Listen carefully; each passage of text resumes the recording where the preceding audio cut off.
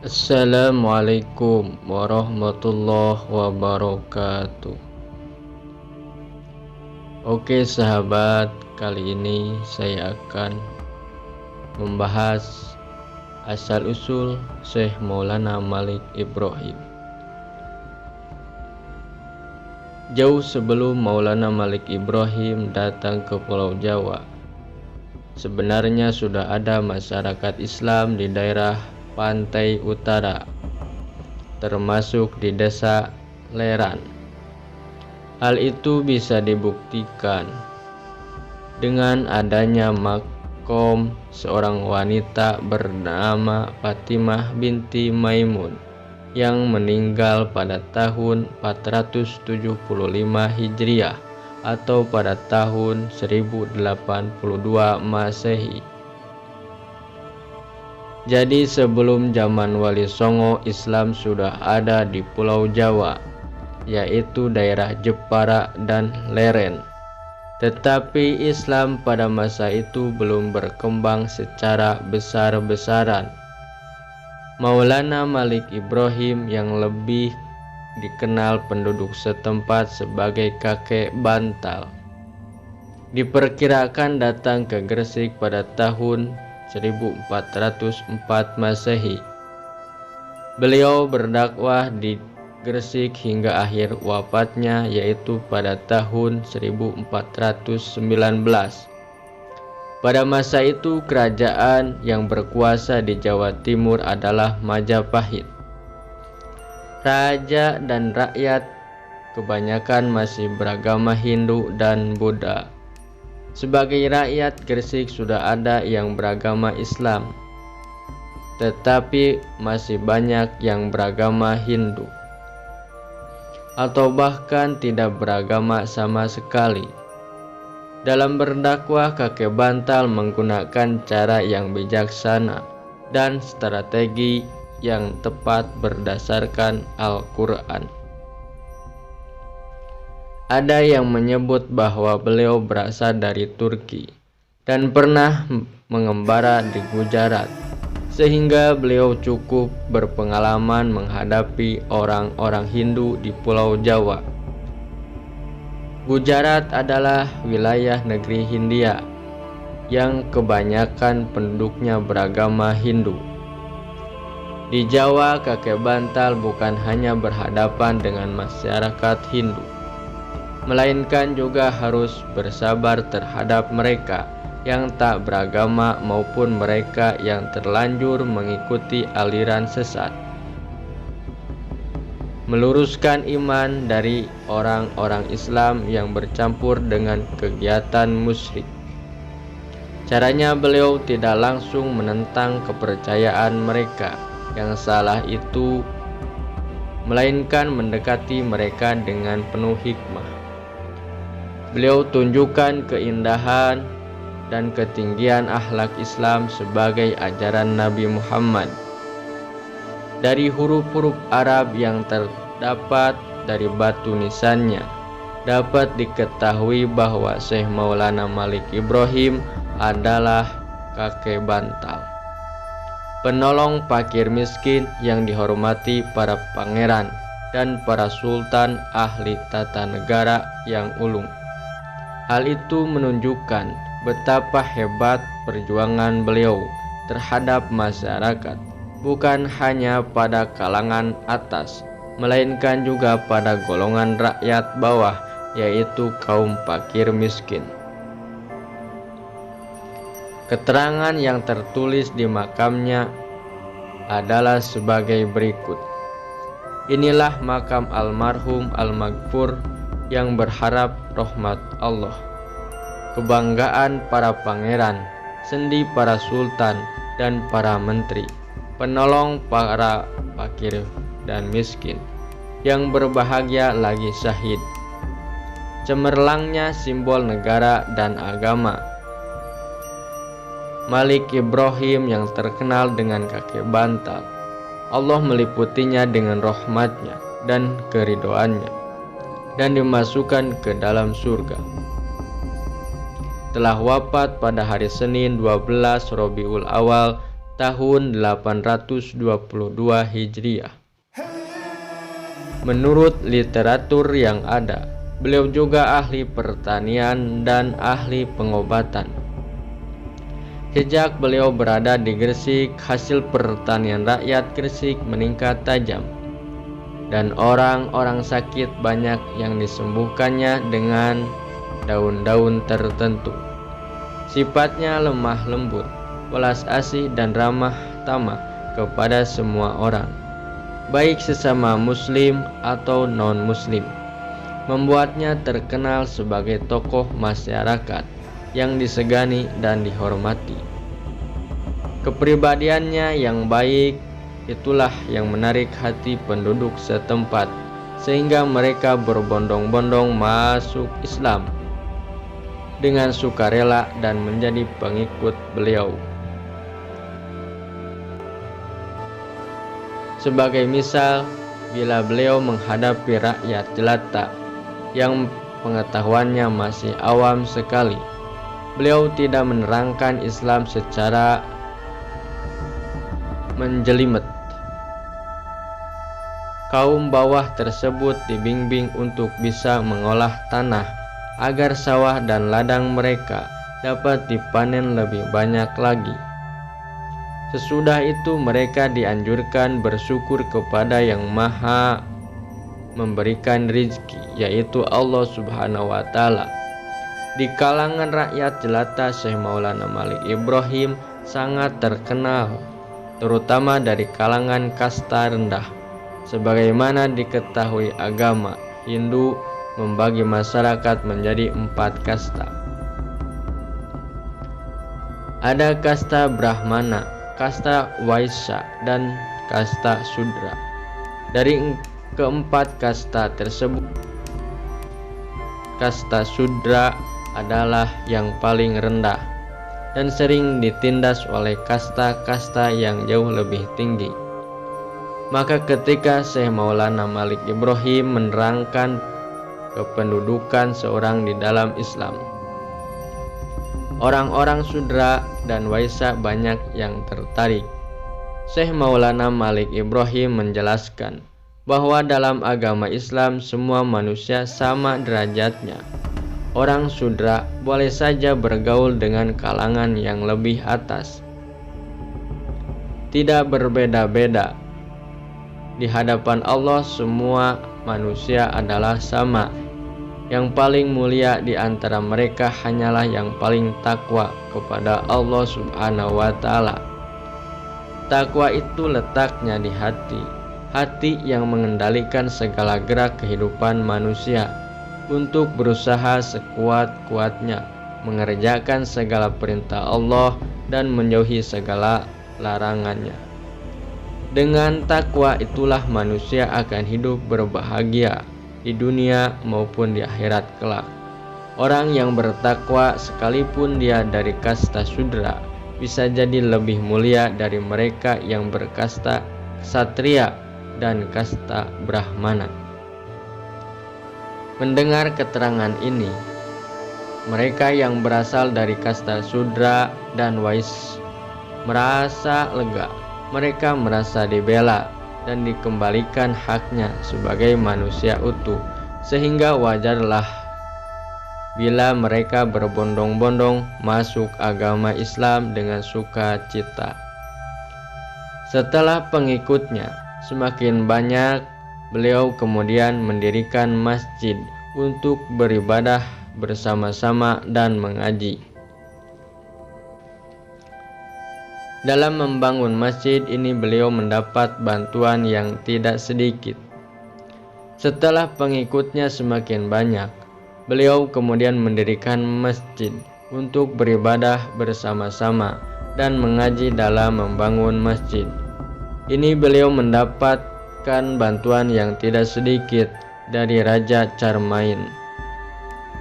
Dan untuk mempersiapkan kader umat yang nantinya dapat meneruskan perjuangan penyebaran Islam ke seluruh tanah Jawa dan seluruh Nusantara. Maka beliau kemudian mendirikan pesantren yang merupakan perguruan Islam, tempat mendidik dan mengembangkan para santri sebagai calon mubalik. Pendirian pesantren yang pertama kali di Nusantara itu diilhami oleh kebiasaan masyarakat Hindu, yaitu para biksu dan pendeta Brahmana yang mendidik cantrik dan calon pemimpin agama di mandala-mandala mereka. Inilah salah satu strategi para wali yang cukup jitu. Orang Buddha dan Hindu yang mendirikan mandala-mandala untuk mendidik kader tidak dimusuhi secara frontal, melainkan beliau itu mendirikan bentuk pesantren yang mirip mandala-mandala milik kelompok Hindu dan Buddha untuk menjaring umat. Dan ternyata hasilnya sungguh memuaskan. Dari pesantren Gresik kemudian muncul para mubalik yang menyebar ke seluruh Nusantara. Tradisi pesantren tersebut berlangsung hingga di zaman sekarang, di mana para ulama menggodok calon mubalik di pesantren yang diasuhnya.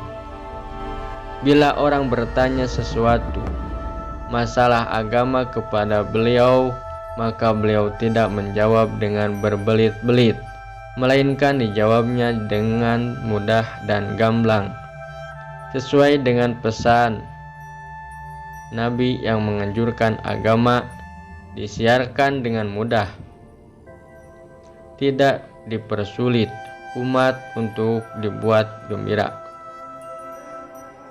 tidak ditakut-takuti, seperti tersebut dalam buku History of Java karangan Sir Stamford Raffles. Pada suatu hari Syekh Maulana Malik Ibrahim ditanya, apakah yang dinamakan Allah itu? Bahwa Allah itu Tuhan yang memberi pahala surga hambanya dan berbakti dan menyiksa sepedih-pedihnya bagi hamba yang membangkang kepadanya. Jawabannya cukup singkat dan jelas. Allah adalah zat yang diperlukan adanya.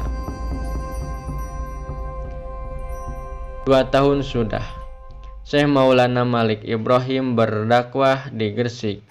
Beliau tidak hanya membimbing umat untuk mengenal dan mendalami agama Islam, melainkan juga memberikan pengarahan agar tingkat kehidupan rakyat Gresik menjadi lebih baik. Beliau pula yang mempunyai gagasan mengalirkan air dari gunung untuk mengairi lahan pertanian penduduk. Dengan adanya sistem pengairan yang baik itu, lahan pertanian menjadi subur dan hasil panen bertambah banyak. Para petani menjadi makmur dan mereka dapat mengerjakan ibadah dengan tenang. Andai kata Syekh Maulana Malik Ibrahim tidak ikut membenahi dan meningkatkan taraf hidup rakyat Gresik, tentunya mereka sukar diajak beribadah dengan baik dan tenang. Sebagaimana sabda Nabi bahwa kefakiran menjurus pada kekafiran, sebagaimana mungkin bisa beribadah dengan tenang jika sehari-hari disibukkan dengan urusan sesuap nasi. Inilah resep yang harus ditiru. Ada ganjalan di hati Syekh Maulana Malik Ibrahim. Dia telah berhasil mengislamkan sebagian besar rakyat Gresik. Gresik adalah bagian dari wilayah Majapahit. Kalau seluruh rakyat sudah memeluk Islam, sementara rakyat Brajawijaya, penguasa Majapahit, masih beragama Hindu, apakah di belakang hari tidak timbul ketegangan antara rakyat dengan rajanya. Untuk menghindari hal itu, maka Syekh Maulana Malik Ibrahim mempunyai rencana mengajak Raja Brawijaya untuk masuk agama Islam. Hal itu diutarakan kepada sahabatnya, yaitu Raja Cermain. Ternyata Raja Cermain juga mempunyai maksud.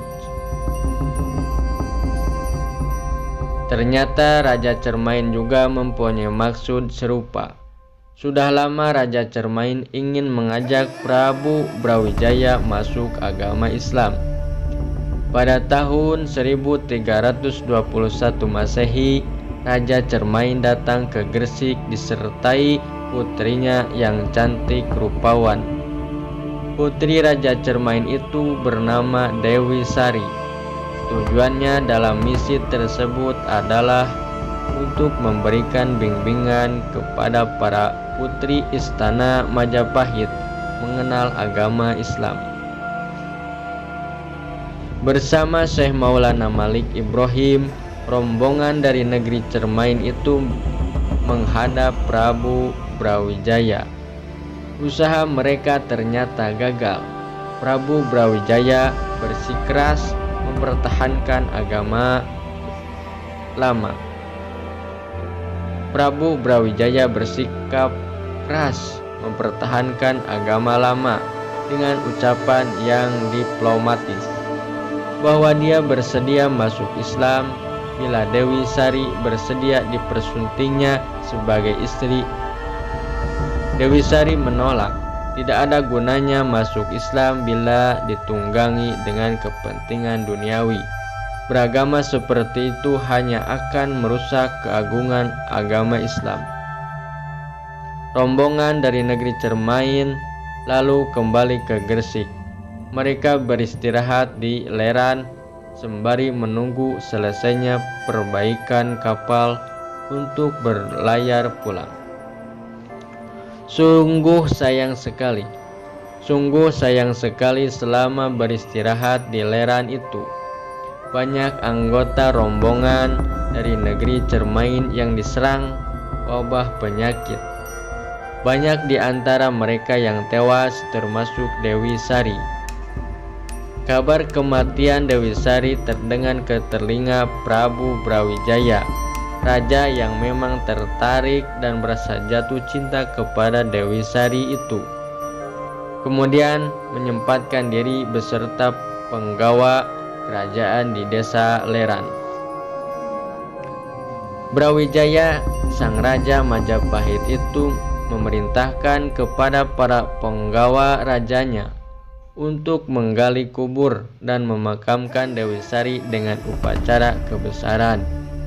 Di desa Leran itulah Dewi Sari dikuburkan. Setelah rombongan dari negeri Cermain meninggalkan pantai Leran, maka Prabu Brawijaya menyerahkan seluruh daerah Gresik kepada Syekh Maulana Malik Ibrahim untuk diperintah sendiri di bawah daulatan Majapahit. Penyerahan daerah itu adalah siasat dari sang raja agar rakyat Gresik yang beragama Islam itu tidak memberontak kepada rajanya yang masih beragama Hindu. Amanat Raja Majapahit itu diterima Syekh Maulana Malik Ibrahim dengan sukarela. Sesuai dengan ajaran Islam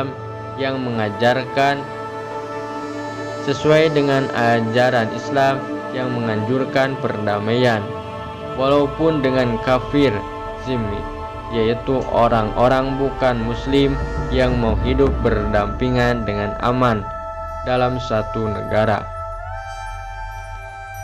Demikianlah sahabat sekilas tentang Syekh Maulana Malik Ibrahim, seorang waliullah yang dianggap sebagai ayah dari Wali Songo. Beliau wafat di Gresik pada tahun 882 Hijriah atau 1419 Masehi. Sekian penjelasan dari admin. Mohon maaf atas kekurangan dan kesalahan. Wassalamualaikum warahmatullahi wabarakatuh.